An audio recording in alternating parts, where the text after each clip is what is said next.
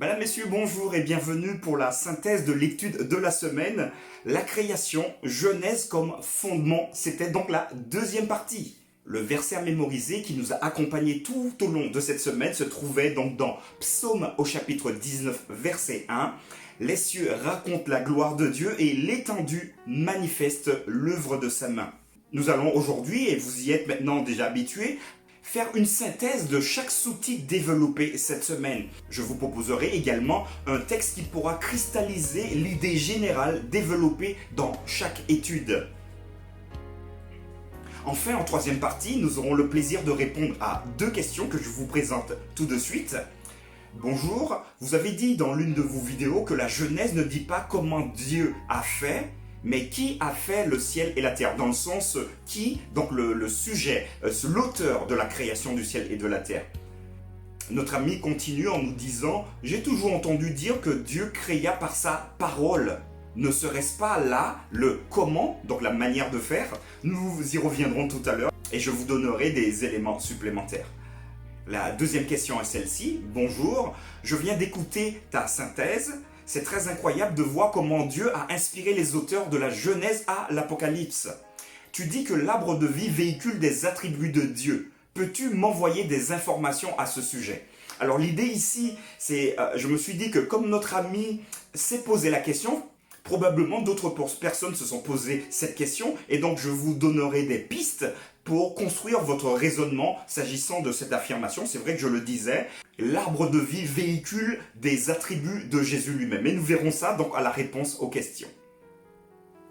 Pour commencer donc cette synthèse, je vous invite à prier avec moi.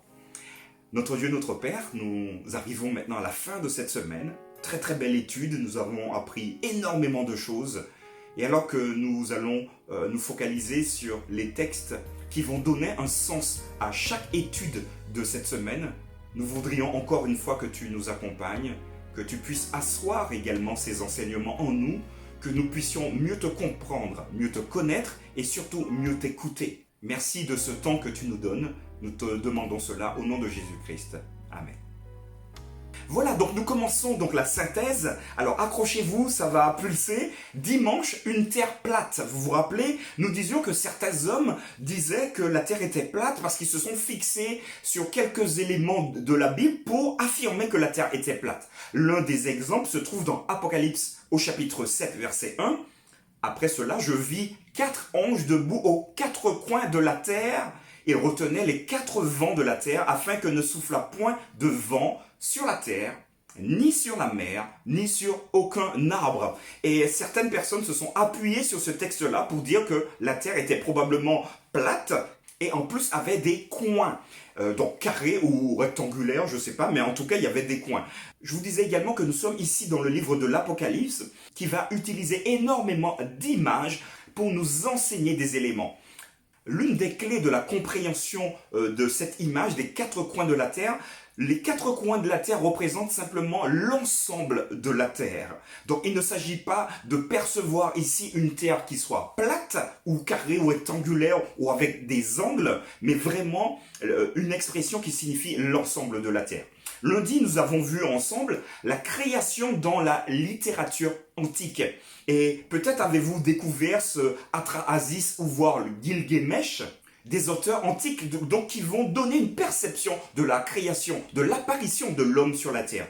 S'agissant de l'épopée d'Atrahasis, nous voyons que certains dieux étant fatigués de prendre soin de la terre, ils vont donc créer l'homme en utilisant un dieu inférieur, un dieu plus faible. Avec le sang de ce dieu-là, ils vont mélanger le sang avec la terre pour donner naissance à l'homme qui va les épauler dans leurs tâches sur la terre. La Genèse a une toute autre dynamique et je vous propose un verset pour synthétiser l'idée même générale de la Genèse, dans Genèse 2, verset 7. « L'Éternel Dieu forma l'homme de la poussière de la terre, il souffla dans ses narines un souffle de vie et l'homme devint un être vivant. » Les deux pistes ici, c'était donc de considérer Dieu en tant que créateur de tout. La seconde piste étant de considérer non pas un Dieu, mais plusieurs dieux qui finalement vont se battre dans un climat de violence pour faire apparaître l'homme. Violence d'un côté et de l'autre, paix, calme et sérénité pour le Dieu de la création, le Dieu de la Bible. Mardi, nous avons vu Genèse et le paganisme. Et ce qui est intéressant à souligner, nous l'avons indiqué, c'est que dans le descriptif de Moïse, dans la Genèse, nous voyons les luminaires, donc le grand luminaire, le plus petit luminaire, qui apparaissent non pas le premier jour, mais le quatrième jour. Nous avons donc souligné également ici qu'il s'agissait de remettre en perspective le fameux Dieu Ré, donc le Dieu Soleil, qui n'est pas un Dieu que l'on doit vénérer, mais une création de Dieu, donc d'un Dieu unique, au profit de l'homme. En synthèse, la Genèse va inverser le processus, mettant l'homme au-dessus de la création et pas la création au-dessus de l'homme. Et le texte pour synthétiser cette idée, je vous propose donc Genèse au chapitre 1, versets 16 à 19. Dieu fit les deux grands luminaires, le plus grand luminaire pour présider au jour, et le plus petit luminaire pour présider à la nuit. Il fit aussi les étoiles, Dieu les plaça dans l'étendue du ciel pour éclairer la terre, pour présider au jour et à la nuit, et pour séparer la lumière d'avec les ténèbres. Dieu vit que cela était bon, ainsi il y eut un soir, il y eut un matin, ce fut le quatrième jour.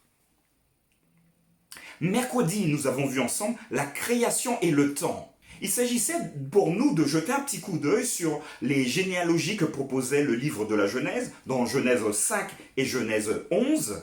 Et nous avons souligné dans cette étude que les généalogies étaient surtout là pour rattacher l'homme à Dieu, dans un sens. La première généalogie rattachait l'homme jusqu'à Adam. La seconde, dans Genèse 11, rattachait l'ensemble de l'humanité à Dieu. Les généalogies sont vraiment là pour montrer que le plan de Dieu continue, quoi qu'il puisse arriver, et Dieu prend bien soin de sa créature, et il est en plus le créateur de tout. Jeudi, hier, nous avons vu la création dans l'Écriture. Et ça a été assez intéressant de voir comment les auteurs du Nouveau Testament se sont appuyés sur le récit de la Genèse pour construire leur livre. Ainsi, on trouve des extraits d'affirmations du livre de la Genèse répartis dans l'ensemble du Nouveau Testament.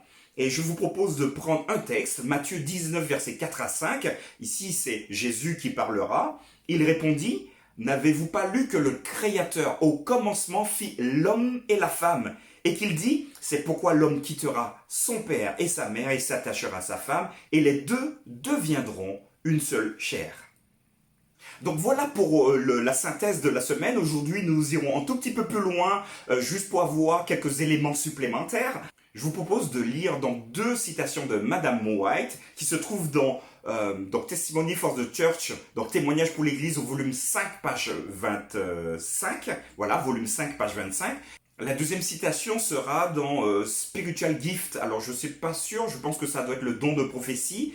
C'est le 3e volume à la page 93. Mais là, vous allez trouver ces références-là en anglais. Donc elle va nous dire ceci: la Bible est l'histoire la plus complète et la plus instructive que possèdent les humains.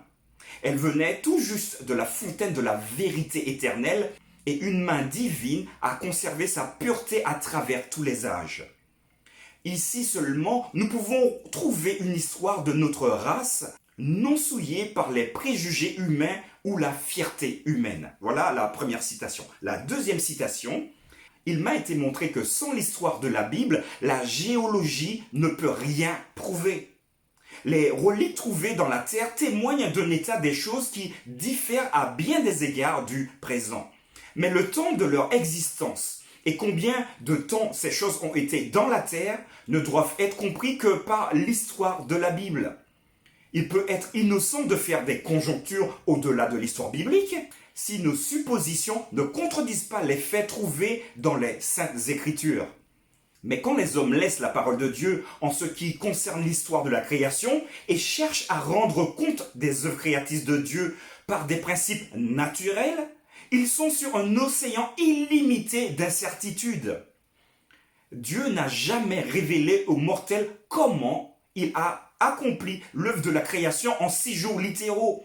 Ces œuvres de création sont tout aussi incompréhensibles que son existence. Alors ça répond peut-être déjà à la question de notre ami qui nous a demandé, voilà, le comment et le pourquoi, ou qui plutôt. Ici, elle va dire, donc Dieu n'a jamais révélé aux mortels comment Il a accompli l'œuvre de la création. Aujourd'hui, on ne sait pas comment Dieu a fait. Mais par contre, on sait qui a fait, c'est Dieu lui-même. Ces œuvres de création sont tout aussi incompréhensibles que son existence.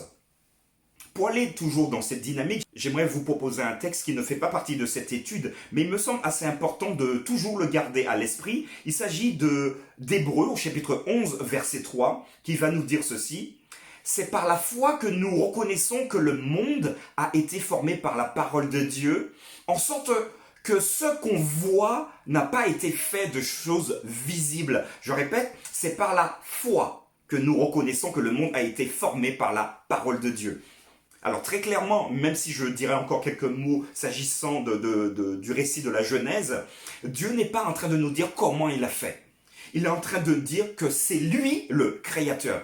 Alors, on peut essayer, oui, mais il a fait par sa parole. Mais sa parole, oui, mais ça veut rien dire. Mais je vais vous prendre des exemples tout à l'heure, parce que là, je suis en train de répondre à la question, mais on verra ça tout à l'heure. 2 blocs maintenant de réflexion supplémentaire.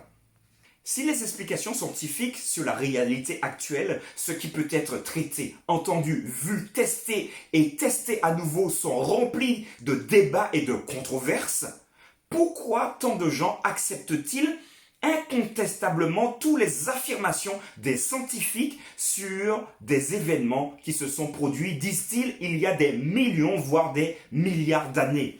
Alors voilà une question qui peut nous interpeller. À chaque fois qu'il y a un scientifique qui sort une nouvelle thèse, X est d'accord, X n'est pas d'accord, Z émet des doutes.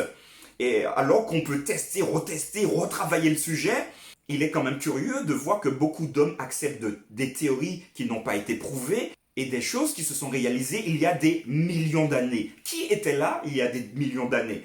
Alors, bien évidemment, on va dire oui, mais les recherches montrent ceci, cela, très bien. Mais il s'agit toujours d'une théorie. Alors, vous allez me le dire, oui, mais là, que le créationnisme aussi, c'est une théorie, parce qu'on n'était pas là, et vous avez parfaitement raison. Et j'aimerais que nous puissions encore voir que c'est vraiment 2 écoles, donc 2 écoles différentes. L'une qui va essayer de tout prouver, donc dans la lignée de l'homme, on va rajouter ce qu'on appelle des chaînons manquants, c'est-à-dire qu'on sait comment on passe de telle espèce à telle espèce, mais en fait du coup on n'a pas les chaînons manquants parce que pour réaliser quelqu'un qui marche debout sur ses 2 pieds, vous avez probablement vu cette image à la télé régulièrement, donc un singe recourbé qui se redresse et finalement qui donne un homme. Alors ça c'est la synthèse, mais quand on met le nez dedans, on voit que maintenant mais il manque des choses. Comment la première a fait pour arriver à la deuxième? Est-ce qu'on a des preuves réelles que la première a donné la deuxième? Non. On n'en aura pas. Et pourtant, on le croit fermement. Donc, j'ai envie de dire que dans la théorie de l'évolution, comme dans les affirmations de la Bible, il s'agit de mettre sa confiance, sa foi dans l'une ou dans l'autre. Les chrétiens croient que c'est Dieu qui a mis, donc il y a une puissance extérieure au monde qui a réalisé tout ça. Les créationnistes pensent que non, il n'y a pas de puissance extérieure, c'est la chance finalement, hein, avec les probabilités. Tous ces éléments, avec les milliards d'années, ont réussi à donner des hommes aussi parfaits que nous aujourd'hui. C'est donc un choix. Le deuxième bloc de réflexion, la science moderne fonctionne sur l'hypothèse que vous ne pouvez pas utiliser des moyens surnaturels pour expliquer des événements naturels. La science moderne, tout ce qui est surnaturel, on enlève, parce que ce qui compte, c'est tout ce qui est événement naturel. C'est-à-dire que vous ne pouvez pas essayer d'expliquer, par exemple, une famine en prétendant qu'une sorcière a jeté une malédiction sur la terre. Ça, c'est inconcevable. Cependant, quelles sont les limites de cette approche quand il s'agit du récit de la création tel que décrit dans la Genèse? Alors très clairement, la Genèse dépasse les événements naturels. Ça devient vraiment du surnaturel. Et même dans la théorie donc, de l'évolution, si nous essayons de remonter au plus loin, donc nous allons trouver une énergie, on va se poser la question d'où vient l'énergie, point d'interrogation. Et je pense, il y a quelques mois, je vous ai proposé un livre, il y a une barrière dans tout cela. Donc tous les scientifiques arrivent ici, mais on n'arrive pas à voir derrière. C'est quoi la barrière? On ne sait pas. Donc gros point d'interrogation. Limite totale de l'homme. En d'autres termes, le récit de la Genèse était un événement purement surnaturel. Si, cependant, vous excluez automatiquement le surnaturel comme moyen de création, alors pourquoi tout autre modèle que vous proposez par nécessité serait-il erroné? Nous venons de le dire, hein, même la théorie de l'évolution, si nous sommes logiques avec nous-mêmes, en poussant cette théorie, je rappelle c'est une théorie, hein, jusqu'au bout, nous allons arriver à ce fameux mur. Et alors, il est apparu comment ce mur? On ne sait pas. On ne sait pas. Donc on va dire, il y a une force, il y a eu quelque chose, on ne sait pas quoi, donc il y a eu quelque chose de surnaturel. Vous imaginez quand même qu'une cellule unique va donner une composition comme vous et comme moi aujourd'hui. C'est assez difficile à croire, même si nous mettons ici les CNTP en place, ce sera quand même assez difficile de l'admettre. Voilà, nous en avons fini donc pour la synthèse de la semaine. Nous avons rajouté également quelques citations d'Ellen White qui nous permet vraiment de prendre conscience que la Genèse est importante pour vous et pour moi, pour tous les hommes, pour que nous puissions savoir d'où nous venons, parce que nous ne venons pas de nulle part. Nous allons maintenant passer aux questions.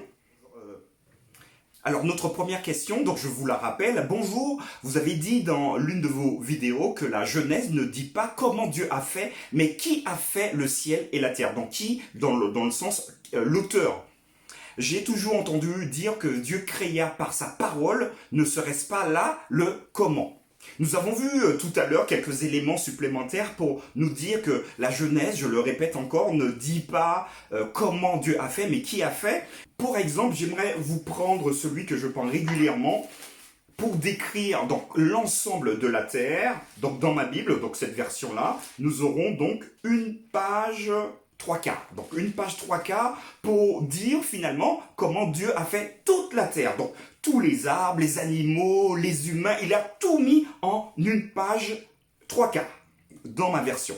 Mais j'aimerais vous proposer la même chose. Alors j'ai une voiture, je ne ferai pas de pub, j'ai une voiture et juste pour l'utilisation, donc comment utiliser la voiture que j'ai, vous avez un ouvrage qui fait, je vais regarder le nombre de pages, je vais vous dire ça tout de suite, 243 pages. Donc 243 pages pour une voiture. Et dans la Bible, pour la création, une page 3/4. On comprend bien qu'en une page 3/4, on ne peut pas décrire comment Dieu a fait. Je vais prendre un exemple pratique. Quand Dieu va dire, c'est vraiment un exemple, qu'il y ait un manguier, j'aime beaucoup les mangues, qu'il y ait un manguier. Alors juste avec cette parole-là, qu'est-ce qui s'est mis en place? Aujourd'hui, avec la science, on peut savoir que le manguier, donc du coup, il y a eu le germe du manguier, ensuite ça a poussé, il y a eu la photosynthèse qui s'est mise en place parce qu'il faut que la lumière puisse apporter de l'énergie à la plante. Ensuite, il faut également de l'eau, donc le système de succion de la plante pour que l'eau puisse monter, mélanger aux oligo-éléments. Là déjà, juste pour expliquer ça, il faudrait faire un mémoire ou voir une thèse pour montrer tout ça. En plus, il va falloir mettre en place le système de reproduction de la plante. Vous voyez bien qu'il y a énormément de choses à dire. Donc c'est pas le comment. Dieu ne nous dit pas comment il a fait, mais il nous dit que c'est lui qui a fait. Voilà un exemple. Vous pouvez prendre cet exemple-là et le multiplier autant de fois que nécessaire. Et nous verrons que Dieu ne nous dit pas comment il a fait. Il est un superbe rose, mais il nous dit que c'est moi qui l'ai fait. Et d'ailleurs, en revenant sur ce très beau texte de Psaume 19, les cieux racontent la gloire de Dieu. Ça veut dire que quand on prend le temps d'observer les choses, on dit à Dieu, mais toi, t'es juste trop fort pour nous, hein, pour parler un peu moderne. Voilà, donc c'est vraiment ça ici. Ne vous battez pas, en tout cas, n'allez pas en confrontation avec qui que ce soit pour dire, oui, non, mais je sais comment Dieu a fait, il a fait par sa parole. C'est pas la bonne solution. C'est pas la bonne solution. La Genèse nous invite à mettre l'accent sur qui est le Créateur. Vous et moi, nous sommes des créatures de Dieu. Nous ne venons pas de nulle part. Nous ne descendons pas non plus d'un singe ou, d'une cellule qui s'est transformée. Mais nous sommes vraiment les enfants. Donc la production, les créatures de Dieu lui-même. La deuxième question. Bonjour Martial. Je viens d'écouter ta synthèse. C'est très incroyable de voir comment Dieu a inspiré les auteurs de la Genèse à l'Apocalypse. Tu dis que l'arbre de vie véhicule des attributs de Jésus, Peux-tu m'envoyer des informations à ce sujet? Alors, je vous le disais en introduction, j'ai préféré traiter directement cette question-là avec vous. Voilà, parce que si notre ami a pensé à ça, peut-être que vous aussi, vous aimeriez savoir.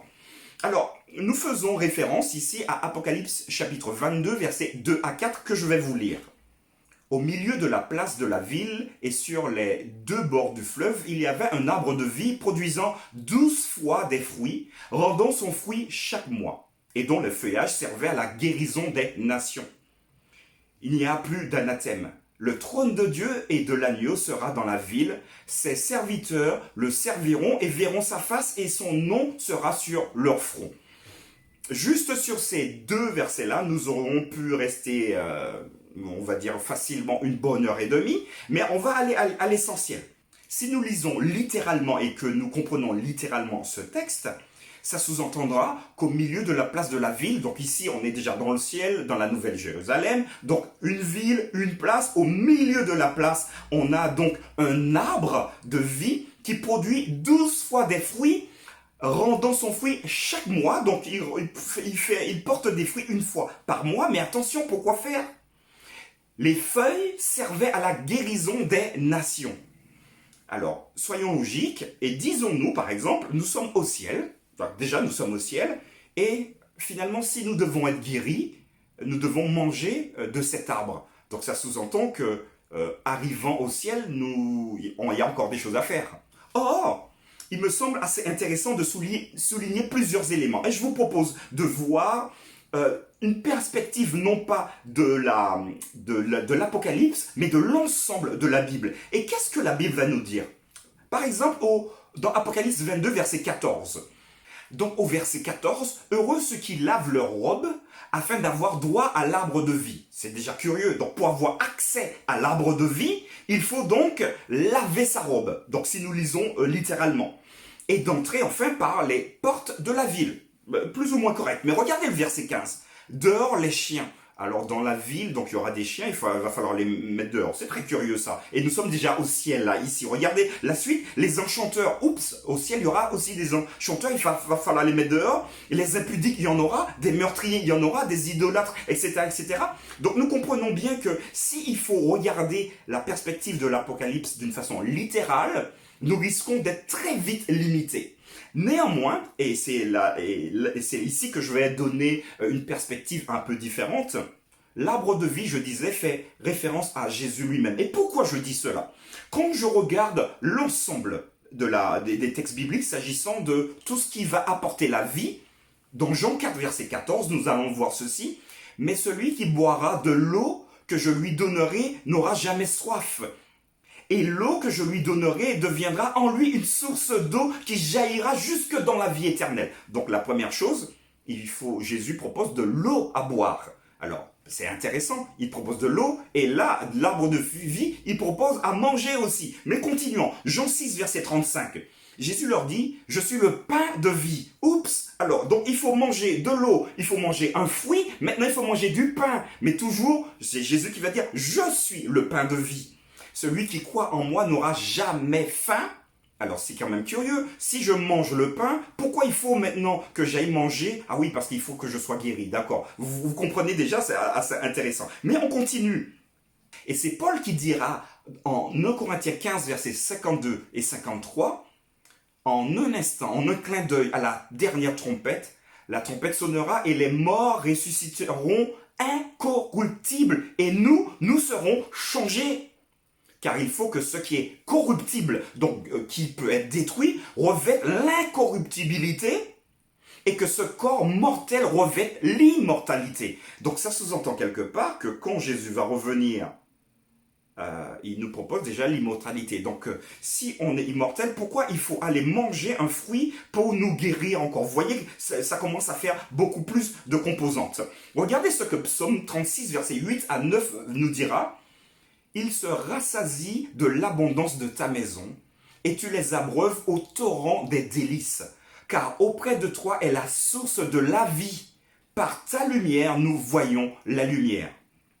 Jérémie 2, verset 13 va nous dire, « Car mon peuple a commis un double péché. Ils m'ont abandonné, moi qui suis une source d'eau vive. » pour se creuser des citernes crevassées qui ne retiennent pas l'eau. Vous comprenez tout de suite que l'idée ici d'eau, de citernes, de sources d'eau, d'arbres de vie, de pain de vie, tous ces éléments-là font référence à quelqu'un, font référence à Dieu lui-même, à Jésus, au Saint-Esprit, à la divinité. Et enfin, j'aimerais vous proposer un dernier texte, Éphésiens au chapitre 2, versets 8 à 9. Car c'est par la grâce que vous êtes sauvés, par le moyen de la foi. Et cela ne vient pas de vous, c'est le don de Dieu. Ce n'est point par les œuvres, dans le sens, ce n'est pas parce qu'on va faire quelque chose qu'on pense mériter carte blanche pour aller au ciel avec Dieu, afin que personne ne se glorifie. Donc finalement, pour répondre à la question, l'arbre de vie, oui, ça fait référence à Jésus et à ses attributs. Pourquoi? Parce que dans le texte biblique, le champ lexical est très large. On aura Dieu, Jésus et le Saint-Esprit qui sont finalement la source de la vie, l'arbre de la vie, l'eau de vie, le pain de vie. En fait, toutes ces expressions-là font référence à une seule et unique personne, celui qui a donné sa vie pour vous et pour moi. Voilà, je vous ai donné des pistes de réflexion, à vous de continuer à creuser tout ça. Alors maintenant, certaines personnes, c'est vrai, lisent littéralement « Ah non, mais moi je veux aller au ciel parce que je veux aller manger à cet arbre-là. Il doit avoir un goût succulent. » Mais cet arbre, c'est Jésus. Ce pain de vie, c'est Jésus. Cette eau vive, c'est Jésus. Vous comprenez ce que je suis en train de dire? J'en suis sûr. Voilà, nous en avons fini donc pour aujourd'hui. La semaine prochaine, nous allons voir ensemble la Bible comme histoire. Je vous souhaite un très bon week-end et je vous dis à très bientôt.